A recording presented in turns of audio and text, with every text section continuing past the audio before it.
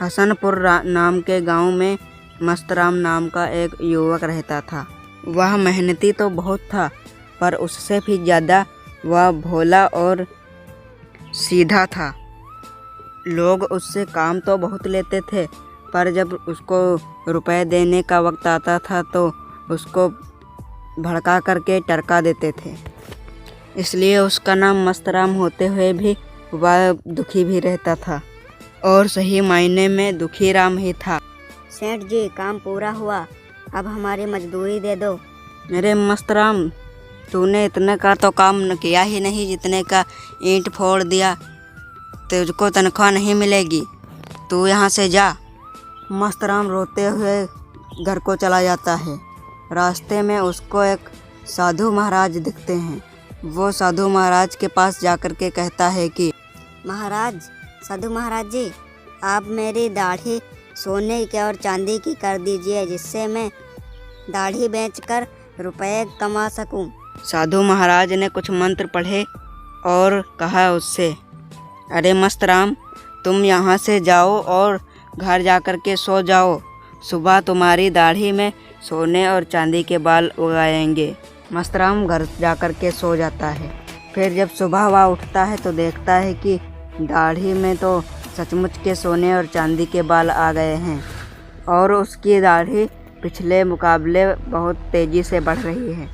वो अपने गांव के नाई के पास जाता है और कहता है कि अभी देख, मेरी दाढ़ी में सोने और चांदी के बाल उग रहे हैं। तू जल्दी से मेरी दाढ़ी काट दे, और ये बात किसी को भी मत बताना। अगर तूने ये बात किसी को बताई तो मैं तुझको सोने और चांदी के रुपए नहीं दूंगा। वैसे मैं तुझको थोड़े बहुत रुपए दे दिया करूंगा। नाई कहता है, अरे मस्तराम, मैं क्या बेवकूफ़ हूँ जो मैं तेरी दाढ़ी के बारे में किसी को बताऊँ। वह अच्छे से खाने पीने लगता है और अपना घर भी बड़ा बनवा लेता है, और वह अपने भोलेपन और सीधे होने के कारण अपने राज को ज़्यादा दिनों तक नहीं छुपा पाता।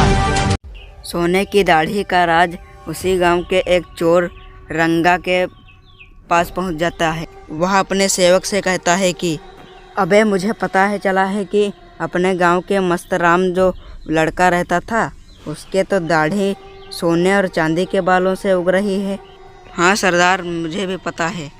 तो फिर देरी किस बात की, चलो उसकी दाढ़ी को चुरा लेते चल करके हैं। वो दोनों चोर मस्तराम के घर जा कर के उसकी दाढ़ी चुरा लाते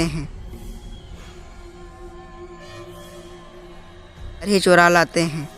वो उस दाढ़ी को जैसे ही अपने अड्डे पर लाते हैं, तुरंत वह दाढ़ी उनके हाथ से छूट करके एक विशाल रूप ले लेती है, और रंगा से कहती है कि अबे, तूने मुझको चुरा लिया, अब तेरी तो खैर नहीं।